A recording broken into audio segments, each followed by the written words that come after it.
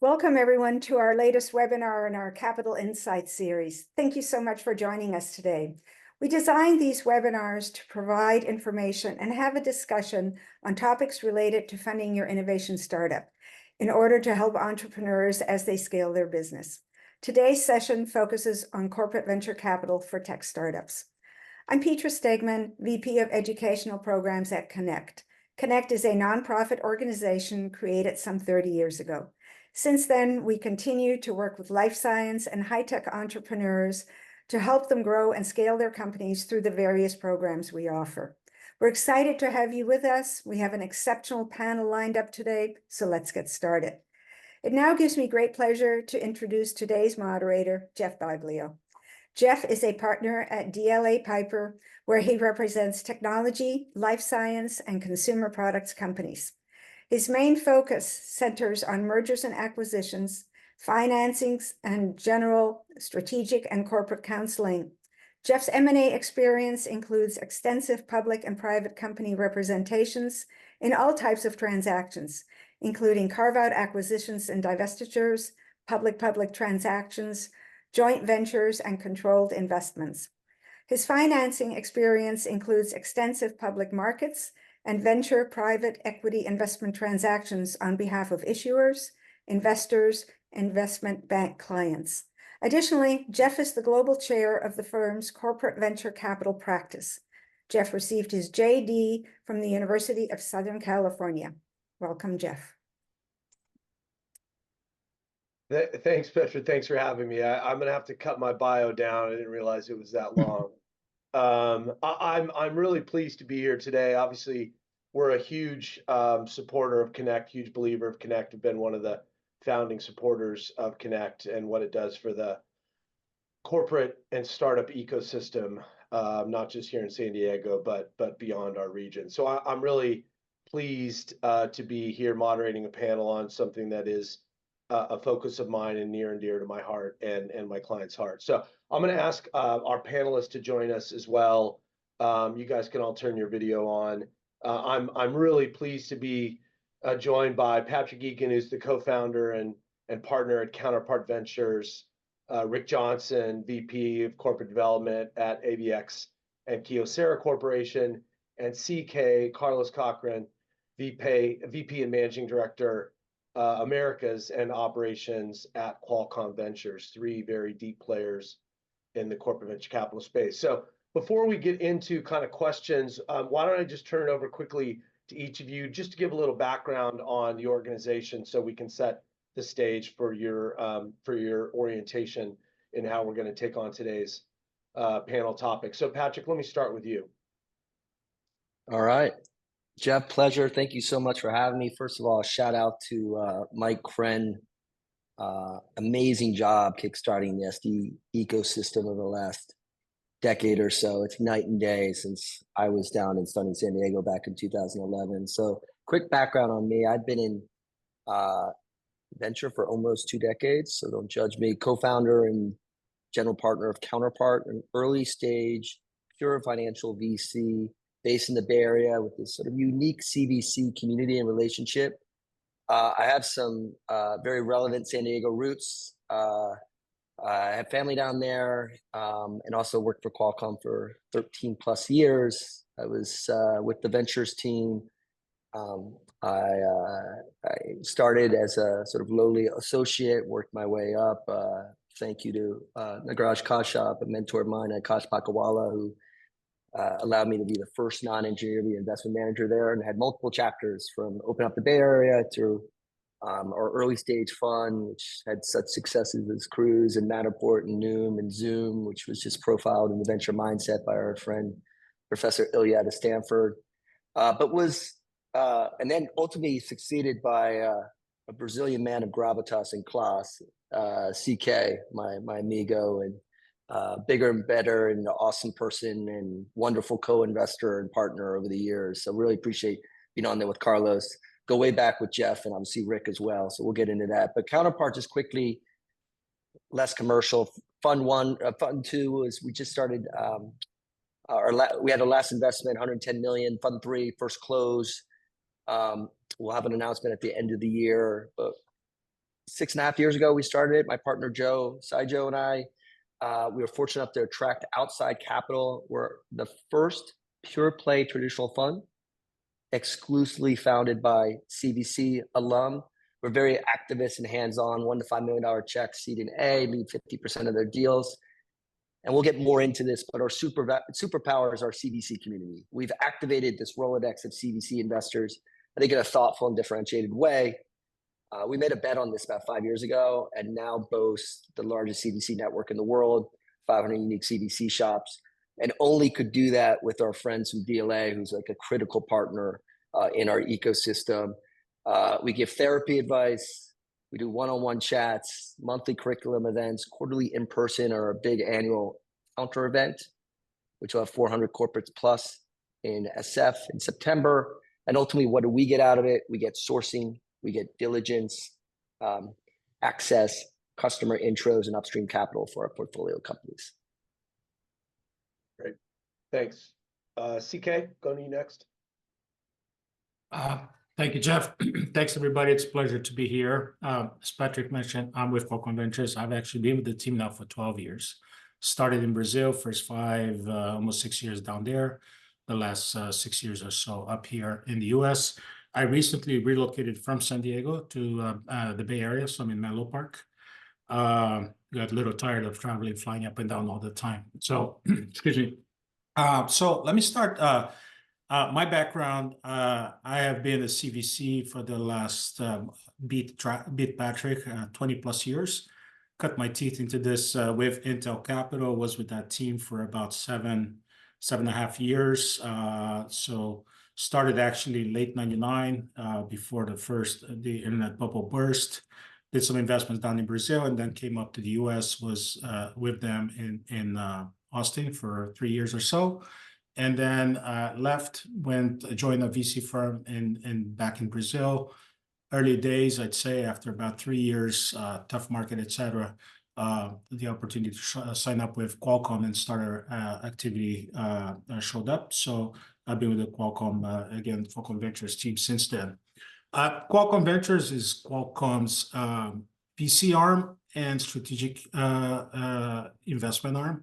And I make the distinction because we do execute strategic transactions for the corporation as well. Most of what we do is venture style investments. We aim for venture style returns, but we do carry out on occasion some investments that the corporation wants to do that don't necessarily fit the mold of a traditional VC deal. We've been doing this for 20 plus years. I think this is our 24th year. Very successful, as Patrick mentioned, had a number of successes over the years. And we invest, we are a strategic investor, which means we invest in opportunities that are relevant to the mothership, to Qualcomm, but obviously with a very strong focus on financial returns. So hence the distinction between the strategic investment and the VC investment, right? On occasion, we execute some deals with a sort of tighter return profile, but the very bulk of what we do is again, venture style investment, series seed A, B, C, D, and up. The bulk of what we do is A to C. I'd say 80+% of what we do is A to C. Stop here. Just a real quick relevance to us means obviously wireless communications, just like any other investor today, AI. As a corporation, we are strong believers on AI at the edge, on-device AI. So we are investing in companies that are helping drive that vision forward. IoT, which is very, very broad, multiple use cases, multiple industries, automotive, enterprise software in general. Those are the key, and then mixed reality. Those are the key sort of focus areas for us. Pleasure to be here. Thanks. Rick? Yeah, Rick Johnson, new position now. I'm head of investments for Kyocera Ventures, $60 million fund, investing in seed, series A and B. I'm probably the youngest CVC here, 86 days and counting. So we're just way young. We're just an infant. Honeymoon period. Yeah, and shout out to Patrick. Therapy is very, very helpful from Patrick. And Patrick doesn't even know, even though he called me this morning. We closed my first employee. He accepted the offer. So Patrick was super That's helpful awesome in that. news.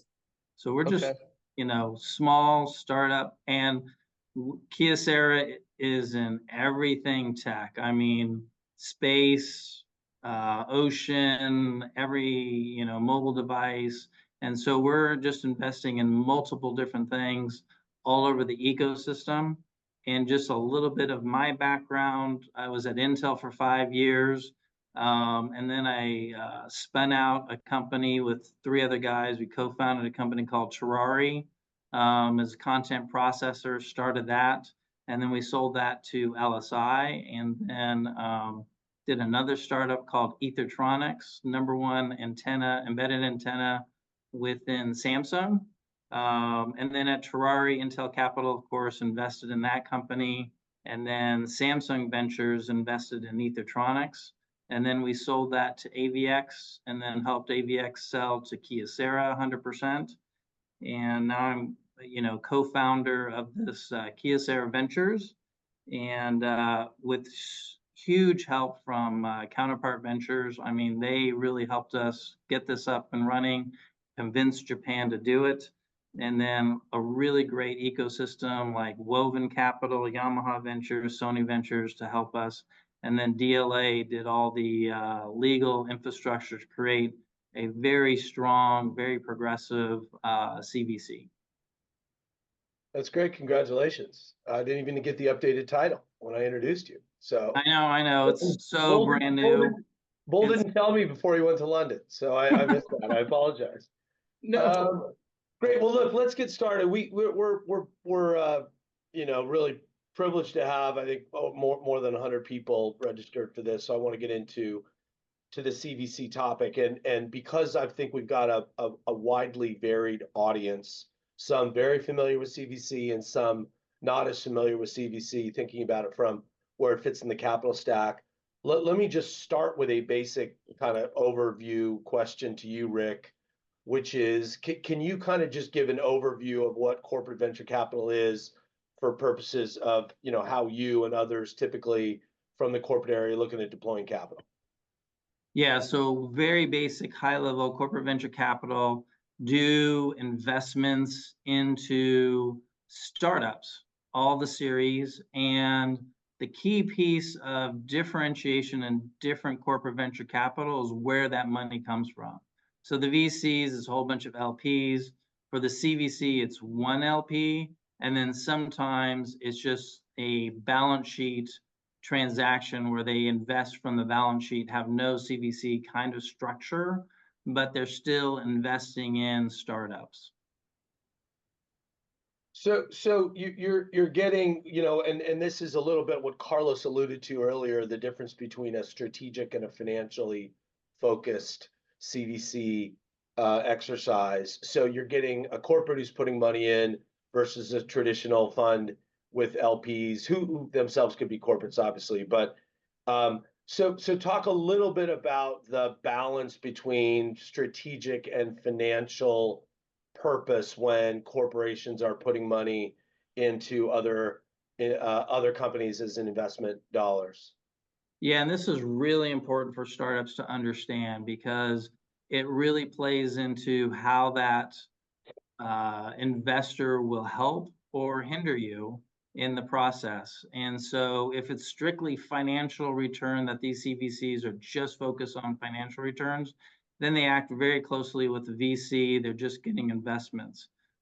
And then you have the opposite piece of strategic, where they may be really strategic in their investing. It'll take a little longer, but they will then help you with revenue, with building customer base, with building operations, and really supporting your business and being possibly a customer or supplier for the startup to really scale that business very quickly.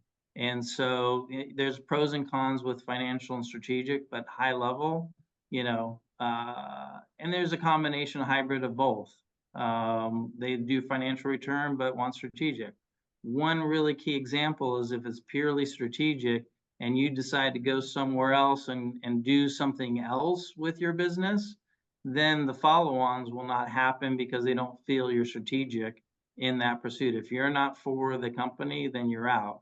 While financial, maybe you change directions, but they still will financially want to pursue you because you're growing and you're scaling the business. So, Henry.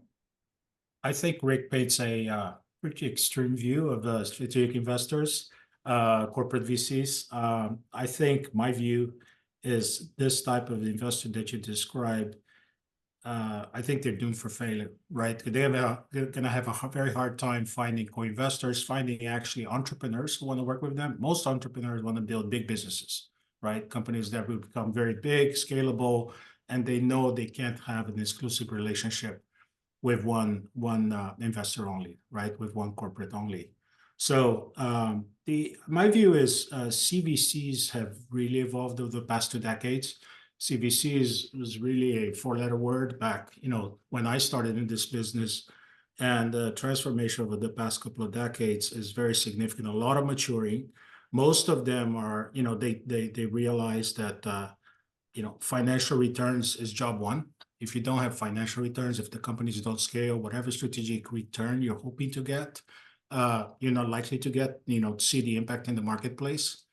And so, but, indeed, there is CVCs who are purely financially focused.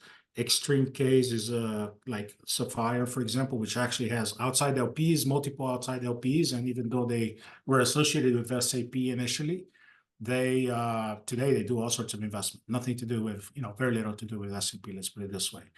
And then, on the other extreme, you do have, VCs who only invest in customers, suppliers, whatnot. I think most of them are somewhere in between with different shades of gray, if you will. And so that's my view. I think it's not either or. There's a continuum. And I think the more financially oriented the CVC, the better for the CVC practice and obviously for the entrepreneur and for the startup. Yeah. Yeah, and to add that to, even in, big companies, they may have a strategic fund, a financial return fund, one that just focused on seed money, one that's focused on, Series D. So also understand what that fund, when I was with Samsung, I got Samsung Ventures to invest in. It was an insurance one that I didn't realize at the beginning, but quickly I learned that totally different than what we thought we were getting from even from Samsung Ventures. So understand what fund you're actually being funded out of is important. Yeah, I mean, look, I've still never met a fund that doesn't say that they're strategically oriented, and because at the end of the day, the company is getting value rarely just from financial returns. The financial returns of a CVC exercise, other than maybe some of the life sciences funds along the time, it's tough to move the needle for the mothership. It's got to have some strategic rationale, but if you ignore return, then you ignore the financial element, you do so at your peril. So when an entrepreneur is looking at a CVC as an investor, please don't focus all your attention on why you're strategic to that CVC, because at the end of the day, they're going to start with what's a good company, what's a good financial investment for the use of our dollars. And so there's always a tension between how much of an emphasis is strategic, how much of an emphasis is financial, kind of where do you fall? As Carlos said, they're primarily financial, but they'll do some that are just straight strategic rationale. And so as somebody that's looking at the capital, it's very important for you to understand kind of where you fit within the support ecosystem of this corporate venture capital potential investor, just to kind of understand what the landscape looks like as they're putting money in your company, along with presumably other traditional VC funds. It's rare that you'll see corporate venture capital be the only money. They may lead now, and we see that happen much more often than we used to. They may lead, but they'll rarely be the only money. So there'll be typically some financial oriented venture money in as well. Jeff, if I may, our definition of strategic means it's relevant. And again, relevant could be maybe a customer or potential to become a customer or a partner, technology partner, or it can even be something like, hey, this is a new trend, a new space we want to learn about, and we invest because we think Yep. that if that happens, it has implications, can have implications in a corporate strategy, product development and whatnot.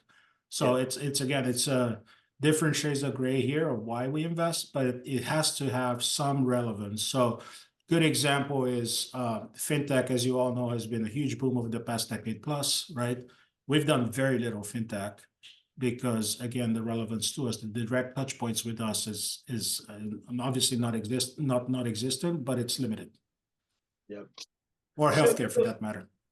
So let me turn to Patrick just to talk a little bit more about that. Do you limit yourself if you take corporate venture capital from other VCs and other corporates? I mean, because Patrick, you've got a pretty unique viewpoint, having been in corporate venture. Now you're in a traditional fund, but you also, are deeply in the corporate venture capital ecosystem with what you guys are doing at Counter and your conference and your curated events. So kind of one, just talk a little bit about when should startups consider corporate venture capital in their funding environment, and is it limiting in how they deal with other corporates or other financial VCs when they're looking at their funding sources?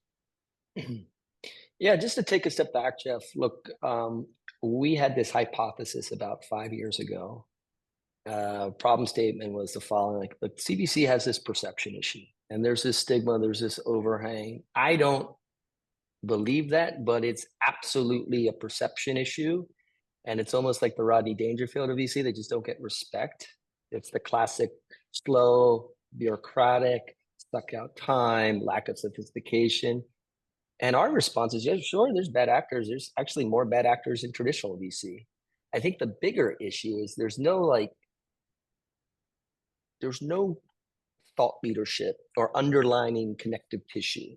And we brought forth this community to activate our Rolodex in a very thoughtful way, in a way that wasn't CVC as a service. It wasn't rocking conference tickets. It was actually acknowledging that CVC can be a force. Look, the math doesn't lie. 24% of overall VC capital came from corporates last year. 30% of startups have a CVC on their cap table. Look at the AI train. Obviously, Qualcomm's playing in that with Hugging Face. I saw Anthropic. All these mega rounds. The primary source of capital is corporates, call it Amazon, NVIDIA, Microsoft, Qualcomm, etc. So we believe that CVC can be the ultimate platform, but it has to be done right and has to be done well. And that's a big conditional statement, because historically there's been some challenges. But back to Carlos's statement, over the last decade, it's become much more mature. We're seeing more sophisticated investors. We're seeing a much more thoughtful approach between being pigeonholed as purely financial or purely strategic. There's elegant hybrid roles. So when should a startup look for CVC money? Look, I think every CVC is different. There's no one monolithic playbook. So it's very idiosyncratic. And I think that's very important. Every situation is different. The lazy fallacy is when I see the old VC says, why would you take VC? Why would you take CVC at an early stage? Why would you have them on your cap? Why would you have them be on your board? Well, look, keep in mind, it's all context. A CVC could be a force multiplier in the beginning, a halo effect, open up distribution channels, give you incredible legitimacy among customers. Look, reality is some of these industrial companies or startups, they know Shell or Siemens more than they know Sequoia or Excel. Now, that's not the playbook all the time, but it's something just to be aware of. But I think if you're for the founders or CEOs, the more, I think that's just like strategic goal, but more tactical is like, if you're approaching a CVC or they approach you, the bull case, it could be the ultimate platform if done well. The bear case is it could be a time suck. It could be, they could orphan you. Maybe they don't have follow-on reserves. Maybe it precludes you from working with the other potential players or competitors of theirs. So it's fundamental for a founder to do their homework on the process, right? Verify, do discrete channel checks with existing portfolio companies. In the initial meeting, understand their front end process. We do a survey. We back this up with hard data.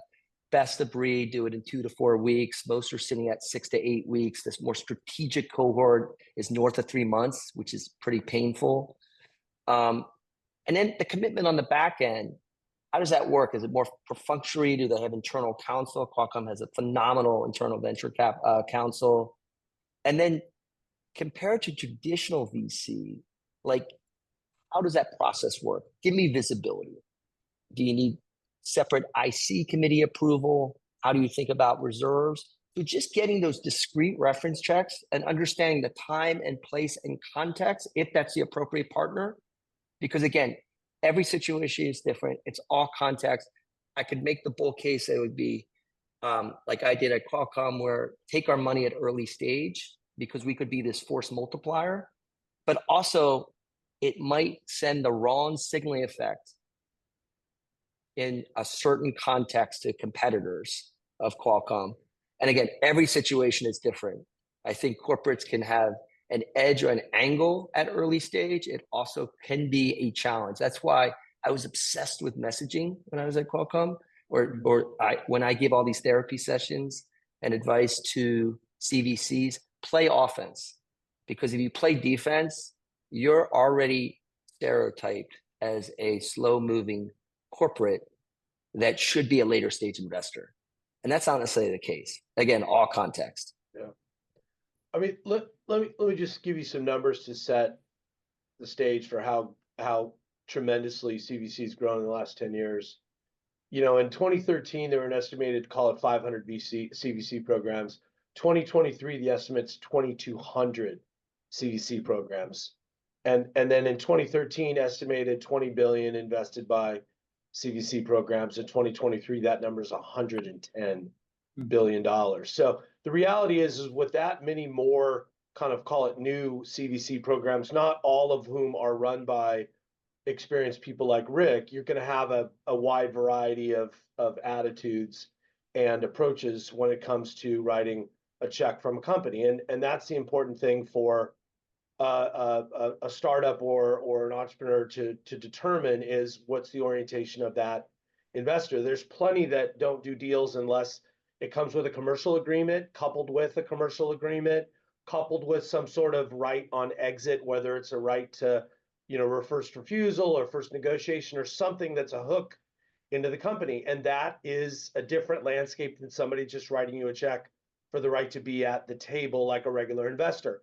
And it's important for you to understand kind of what the orientation of the investor is, because that impacts obviously your ability to raise future capital, your ability to work with potential competitors. And there are a ton of sophisticated corporate venture capital outfits that don't do any of that. They just want to invest in good companies because they want to be at the table and they want to put their capital to work to grow good quality companies, even ultimately if it means that a competitor buys it.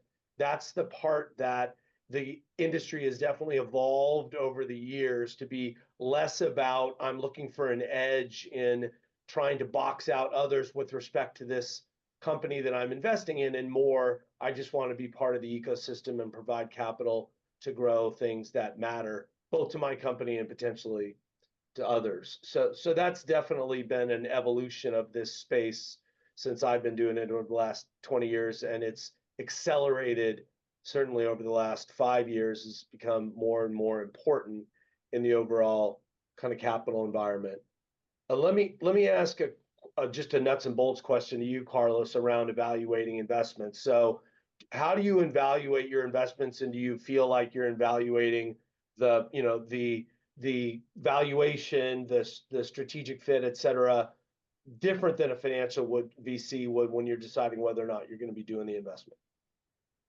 Yeah, great question. So at a high level, I look at deals in 3 trenches, investment opportunities. First one, I ask the question, if this is successful, will it have a positive impact in, our business, mothership business, right? So and again, going back to what I said, can they become a technology partner? Can they become can we learn something from it? Can we eventually become a customer or whatnot? So is it relevant? Really, that's the question, right? So that's the first filter. And then if the answer is yes, then I think it's where the bulk of the analysis comes, is like, is this going to be a good business, right? Is it going to be a good, scale, nice margins, what's the industry structure, et cetera. And obviously a key element here is the team behind it. It's what's the size of the opportunity, what's the size of the price, what's unique about, in terms of what's their moat, if they have a moat, all the typical questions that a financial investor asks, right? Ultimately, can this be a venture returns deal, something that's going to help, drive power law and, give us outsized returns, right? And then the last question, sometimes you have a situation like, hey, this is wonderful, but it's not a good deal. It's just very expensive. So that's the last question. Is this a good deal? Either expensive, or you don't have the right cap table, or you have some terms on the deal that you don't feel comfortable, right? So we do pass on opportunities that seem like great investments, but ultimately don't feel right as a deal, right? Not very often, but we do, right? So the bulk of the analysis is, again, is the same as a financial investor. Team, what problem they're solving, what's the product, what's unique about it, what's their go-to-market, right? And obviously this question varies a lot, whether it's a seed stage deal or a Series A deal or a Series D deal, right?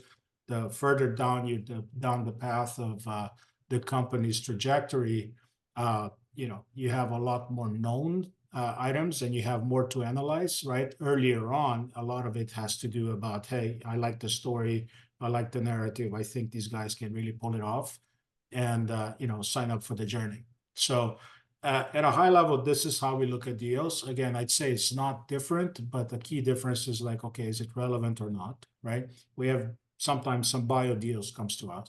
And again, we no longer, at one point we were investing in healthcare. We haven't for the last 5-6 years, I say. So it's a quick pass for us. Yep. And Rick, let me ask you a question. When you're talking about, because you guys are starting up, you're looking at the stages that you're doing investments in. It sounds like you're gonna do both early stage through a little later stage. When you think about a corporate venture firm leading investments, is there a difference? Do you always invest with financial investors? How are you in the investment landscape where Kyocera is going to be comfortable writing a check into a syndicate by yourself? How are you looking at that as an investor?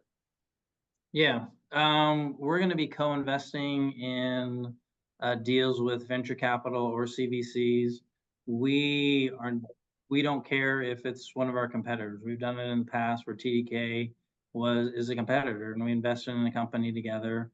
This is before the CVC. So our CVC is, we want to co-invest. We want to be a good participant in the ecosystem. And we'll write a check size from 200 to 2 million. We just closed our first one last week. And we want to be just following what Patrick is saying, be quick, be very diligent on your due diligence, and if you can get through the due diligence of the CVC, that's a big check the box for, VCs and others. I try to get Qualcomm Ventures to do our deals, because if they did, man, that just is, wow, they check a good box of due diligence. They're going to make sure this company has the technical aspect. And so we want to be a good player in this ecosystem.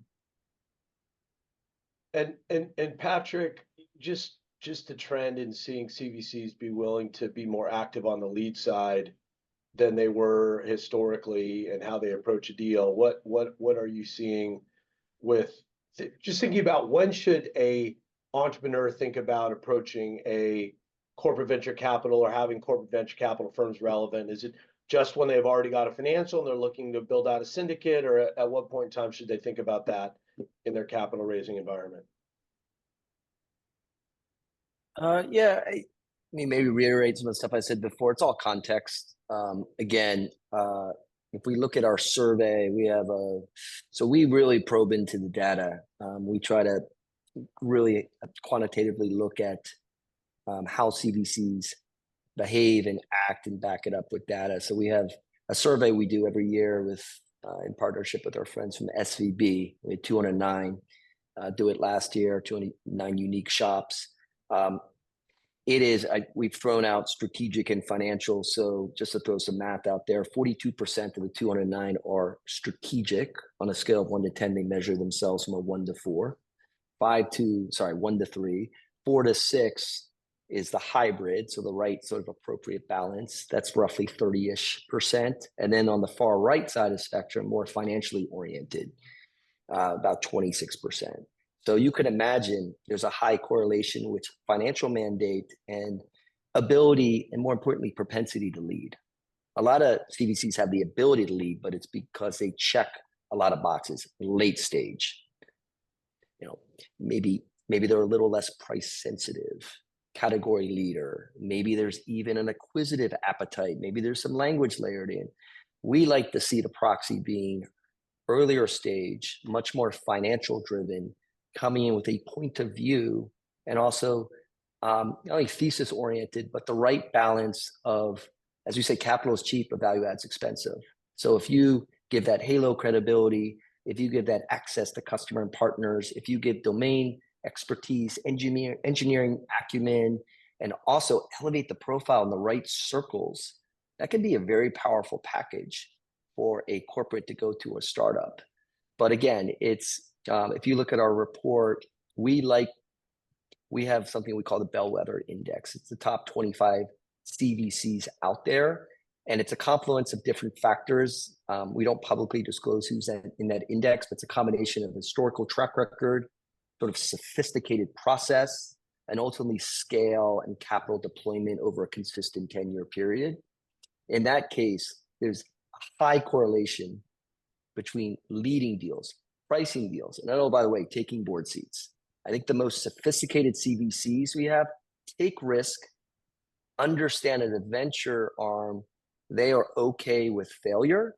And at the end of the day, there's all these strategic dividends that they can bring into the mothership, whether it's market intel, whether it's proximity to adjacent markets, or it's access of exposure to frontier markets, which at the end of the day can be a hedge to R&D, and also be the eyes and ears and the glorified or figurative censor on behalf of the company.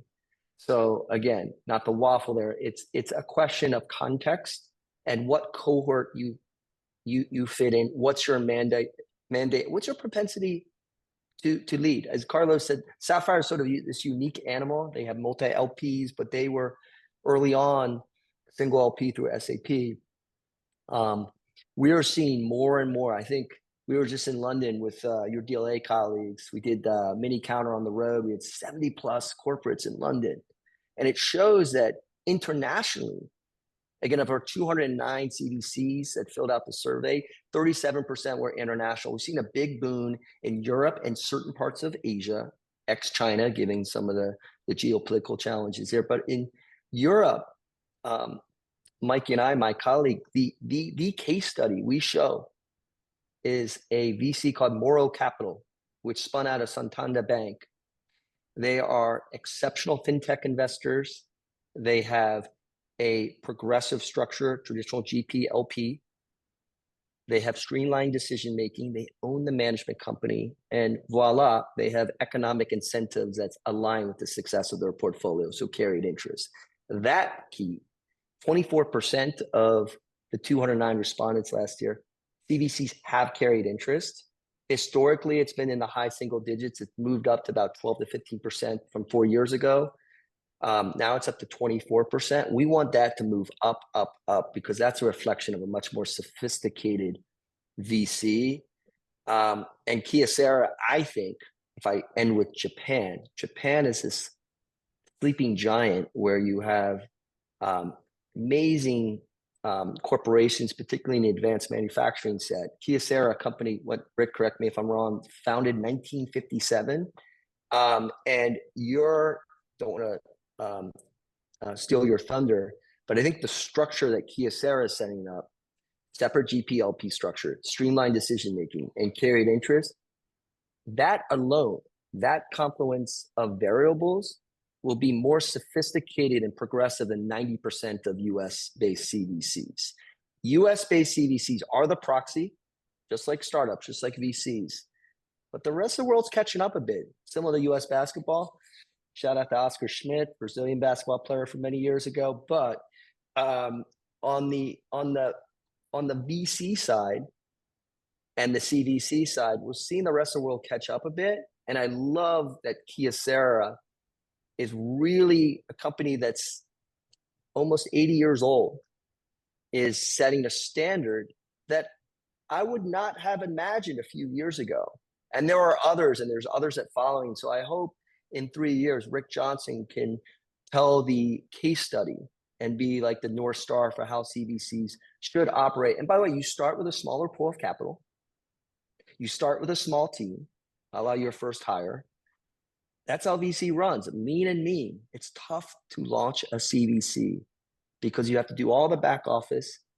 You have to have the appropriate relationship with your LP or external and manage that. You have to source deals as a new kid on the block.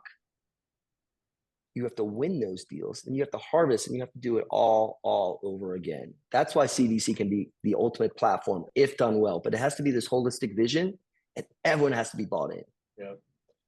So, and I appreciate that. Let me just expand on what Patrick was saying for the difference for people who haven't seen the CVC environment. So traditional venture fund structure is limited partners invest into the venture fund. It's run by general partners who make the investment decisions, and the general partners who you think of as is somebody at around the table figuring out whether or not they're going to do an investment.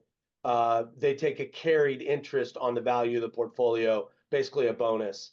Corporate venture capital traditionally has been run by people within the company because the company is just investing off the balance sheet. So they're like any other employee. They're typically M&A or corporate development executives. So there's no specific tie to the value of the investment portfolio that these corporates are carrying. And yet you've got corporates, particularly in the pharma and the life sciences space, and Intel and people, Qualcomm have been around forever, who have made hundreds and hundreds of millions of dollars in returns for these investment for their parent company. So we've seen a trend over the past 10 years where these corporate venture capital professionals within a company are instead being compensated more like traditional venture capitalists, where they're getting a piece of the portfolio. That can be challenging in some instances because really good portfolio returns mean that they start to look like the CEO in their annual compensation. The flip side is that if people want to attract the best and brightest in the venture capital world,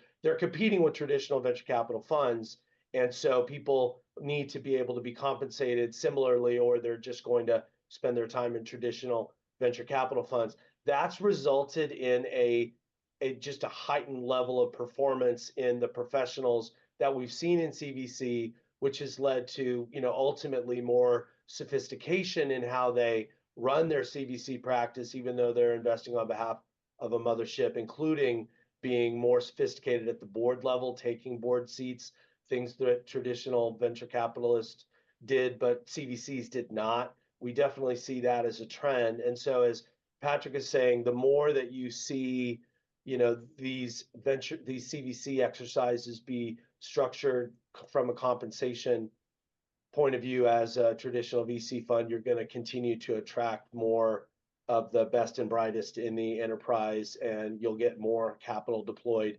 effectively on behalf of the corporate motherships. So let me just switch a little bit to the market just quickly. Wait, before you go any further on that, I just want to also, what I felt in talking to startups, why they like Carry is they are aligned now with the same incentives. You as a startup do well, we will do well. CVCs that don't have the Carry are like, hey, I hope you do good. I hope you're strategic. But if you don't, It's no skin off of my, from me. So there's an alignment too with those startups Yep. that is aligned financially as well. So I think that's really important. Sorry. Yep. No. I completely agree. Let's just quickly turn to the market, as still choppy and a little uncertain, but let me ask you, Carlos, I'll start, right now, market, tougher to get funding, better than last year? What's the outlook? Just give us a sense. I'll ask each of the three of you your sense of the market now and kind of over the next, call it 12 months. I'm gonna give you a lawyerly answer. It depends. You stole mine. Yeah. It depends. I think, look, no doubt the correction has been huge over the past since 21. So, as we rolled into 2022 with market correction, the impact not just on public markets but on the whole venture ecosystem was big. Typically, what happens is, later stage feel it first. So earlier stage takes a while for the wave to percolate into early stage. The past few deals we've done were actually proper down rounds. Last year, a lot of the deals were like, round extensions, convertible notes. And I'd say the past 3-4 deals that we've done, some follow-ons for our portfolio and some new deals were actually proper down rounds. So I think the market is coming back and, basically saying, okay, this is the new level. This is the new sort of level of valuations, et cetera, at a broader level, right? That said, and I said, it depends. AI is a beast of its own. Anything that has AI attached to it, and more, obviously, people try to at least pin a AI angle to things. But core AI technologies, that's been a very tough space to invest in. A lot of activity, literally thousands of startups. So trying to separate the wheat from the chaff, not easy. And the valuations are just nuts, bonkers. So very difficult. You take a team with a great pedigree early on. We are seeing deals that are sort of seed deals at 100 million valuation or more. We are seeing very quickly the next round being at 200-300, and then quickly getting into billion and north of $1 billion. So tough space to invest. It's one of the reasons we have, as a shop, maybe we're doing this year fewer deals than last year, because quite frankly, we're passing a lot of these that it just feels like too early to see if there's something tangible there, and difficult to pay up, basically just on the basis of the team, right? So in general, market correcting, I think my view is we have hit bottom, and I think that things will start to look up in general. Transactions are clearing faster. Last year was in generally slow for transactions to clear, because again, people were trying to find that what's the right balance for valuation. And of course, there is a lot of dry powder in the market. So investors keep looking for opportunities to invest. So it's not like there isn't money in the market. It's just took some time for people to find where the bottom is, if you will. Again, AI, I think of its own, but in general, for the broader market, I think my view is things are looking up. Okay, great. Rick?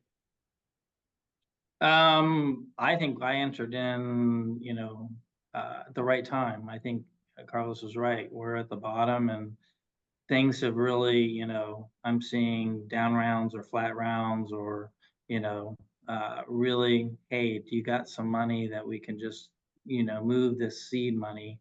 But I also see those ones that are just crazy, seed at $100 million. I'm like, that just is insane. So I have nothing really to add from Carlos. I think he's right on, and I think we're excited about it. And there's a lot of CVCs with money out there, so you got to find those CVCs. So Yeah, just quickly to tap onto that. Look, if you look at just for folks playing at home, the asset class of seed, A, B, and growth capital. Seed is typically pre-revenue, could even be pre-product. Series A has an inkling of product market fit. B is about scale. and C and beyond is about stepping on the grass. It's on the gas. Seed and pre-seed, we just saw during the zero interest rate years, just anyone could start a company. There's been a big pullback. I think the Carta data says year over year, seed and A deals are down like 40%. Now, that doesn't mean they're not competitive. It's just that the bar is actually really high. But I think that is just the venture community just digesting all of these companies that they invested back in 2020 and 22. I think the more nuanced and the interesting stat, I believe something 40% of Series A rounds last year, quarter over quarter from Q1 of this year compared to last year, are bridge rounds. Again, for those playing at home, bridge is a Q term for insider, for keeping the company alive, for maybe draconian terms down round. And then B is something like 35%. I think growth capital, Series C and beyond, has had a total reset because everyone got fat, drunk, and stupid, and M&A market is lukewarm, plus a shutdown IPO, perfect storm. And then you have a lot of tourist VCs that go home, whether sovereign, whether crossover, whether hedge funds, et cetera, or even some CVCs. That's something we haven't talked about. There's been actually despite all the great parts of CVC and where they can become the ultimate platform, there is a material percentage of dormant funds right now. If funds do not have a obligation, GPLP commitment to invest over a 10-year period, the good news is they can actually be quiet and not invest and not go away. They can hibernate, whereas traditional VCs can't. So we're seeing that dynamic with corporate. Back to Carlos's point, on the AI front, all rules are off, right? Right, giddy up, let's go. No revenue, great team, very binary outcome, let's go. I think for a lot of big traditional mega funds, top 30 in the world, they can't be on the outside looking in. So they have to get their chips on the table. And then corporates, there is a high strategic element to investing in some of these AI companies. Not only have a seat at the table, but if you look at Amazon and Microsoft, there is a very strategic compute round trip where they're getting paid on the back end through their cloud services, which is very interesting to think about. So it's like they're investing based on revenue gratification from the other side. And I know a lot of folks have called that out, and that's not disingenuous. That's both strategic and financial. I mean, that might be quintessential hybrid. So, but I think that is, again, if we put a glass half full view here, that's mission critical. The fact that corporates are really funding this AI train in terms of big dollars. These are not small bets. These are big dollars. So helpful. We'll see where it ends. I think, again, both Carlos and Rick, but these are, some of these valuations are astronomical and you can't justify them. But you almost have to be in, because if you miss out, it could be more painful. So, and I think in the market, in my experience, we still continue to have the haves and the have-nots, and the gap between the haves and have-nots is, I think, continuing to grow a little bit. The last question that we've gotten from the audience is, you know, how do you determine which route to go, CVC or angel VC, to go early stage, specifically seed round? I think the answer is that there are fewer CVCs that do seed round deals. So, you know, typically the seed round capital is not coming from a CVC because CVCs are looking for something that's a little bit more, either they're later stage or they're looking for something that's a little bit more developed to be strategic and relevant to their mothership. And obviously there are some strategics that will do early stage seed round deals. They are out there. So it depends on who you are and what space you're in. There are lots of life sciences ones that will do preclinical deals. So it depends on what, to answer the question, it depends on what space and what sector you're in as to whether or not a CVC is going to do or likely to be able to do an early stage deal. I mean, I think a year ago, I was giving a talk on a panel, and what we were seeing is a lot of flat rounds. So there were a lot of people that were investing flat rounds to try to keep things friendly for their portfolio. And if they didn't like the company, they weren't investing at all. So there was deals that were getting done on relatively friendly flat round turns, and then there were a lot of deals that weren't getting done at all, which is probably arguably good for the ecosystem from a flight to quality point of view.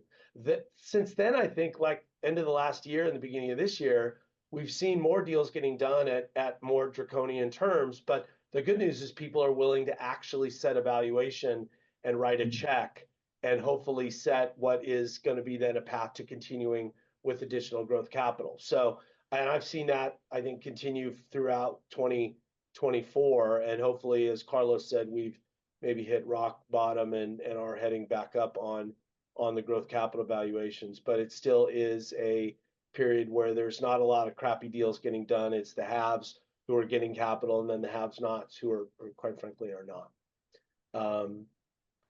Okay, so we've got a couple more minutes. I cleared all the questions that came in from the audience. Maybe I'd ask one last question to Patrick, since you've really just been, given the ecosystem that you're developing, are you seeing any trends globally that are different from what we experienced last year in corporate venture capital that you would expect to even accelerate more in 2025?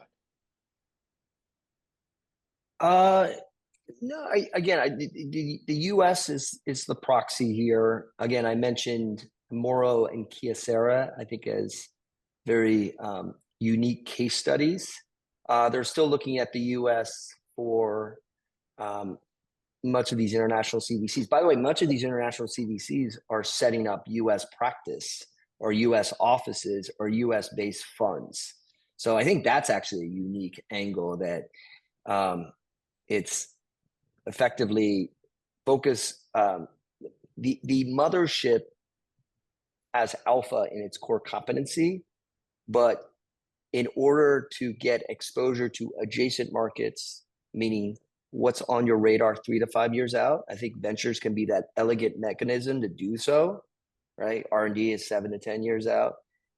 A venture arm based in the Bay Area or remote or distributed or where your customer base is in the US can be really, really beneficial.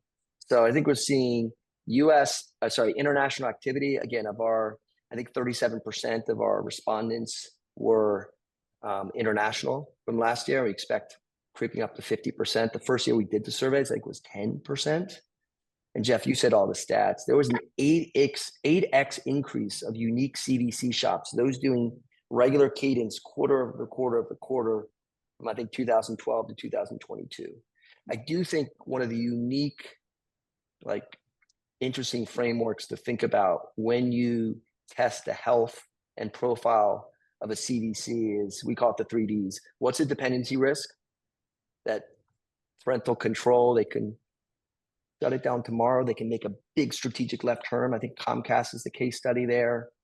Perfect storm of activist shareholder, new boss, new CFO, and just a shifting landscape and BU pressure. That went from one of the most progressive CVCs in the world to hyper strategic. Two is disconnect with the mothership. Ilya, our friend from Stanford, actually thinks that we should interview CFOs as opposed to the head of the CVC, because most CFOs struggle with understand the VC asset class. VC asset class is very counterintuitive. It's private illiquid securities with high failure rate. You have to follow on. You have these weird valuation dynamics. And oh, by the way, the time horizon is like north of 10 years. Realistically, some of these early stages, 12, 13-year reserve. So when we think of that, I think it's important to understand that at the end of the day, a lot of these corporates, the CFO or CEO is really making the call if venture is important to them. That's why we think if you have a progressive structured GPLP, streamlined decision-making, and right economics, you can navigate those tumultuous storms. And then we obviously talked about dormancy. That's the hidden X factor here. Do some of these funds sort of rise from the phoenix? I think two examples. One is ServiceNow out of the Bay Area here is very active. And I'm hearing quietly Adobe is going to come around the corner too. That's sort of an interesting nugget from our side.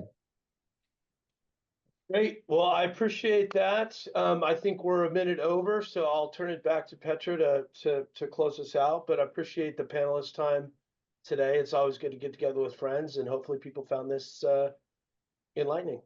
By the way, shout out to DLA. They are our fund formation council. They do all our corporate finance. I know they do for our friends from Qualcomm. I see Carlos is working for DLA right now on his end. Rick is using I as had to well. pay So, Hi. so he's Got a moonlighting new as a job. DLA. Yeah, moonlighting as a DLA lawyer. And then Petra and Mike Cran, I know he's watching. Like, what you all have done in San Diego is amazing. I did 2 investments in San Diego, Cloudbeds and SQL DBM out of my second fund, and we're looking to do a lot more in Fund 3. I know Mike's giving me pressure on that, but I think it's amazing the evolution of the San Diego ecosystem over the past 10 years, and Connect is absolutely instrumental to that evolution. Thank you, Patrick. I especially liked you saying that you're going to be doing more deals here in San Diego. So bring it on. Love that. Thank you to everybody. Thank you, Jeff, for moderating today. And thank you to Carlos, Patrick, and Rick for joining us.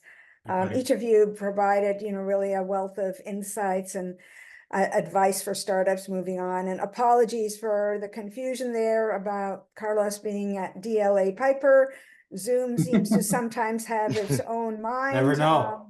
Carlos is not at DLA Piper. He's with Qualcomm Ventures. Oh, no? Okay. Apologies for that.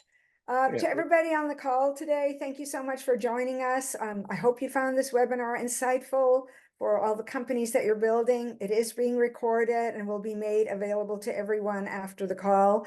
And we hope, you'll join us for future sessions about capital insights, and want to thank everybody again and wishing everybody a great day wherever they may be.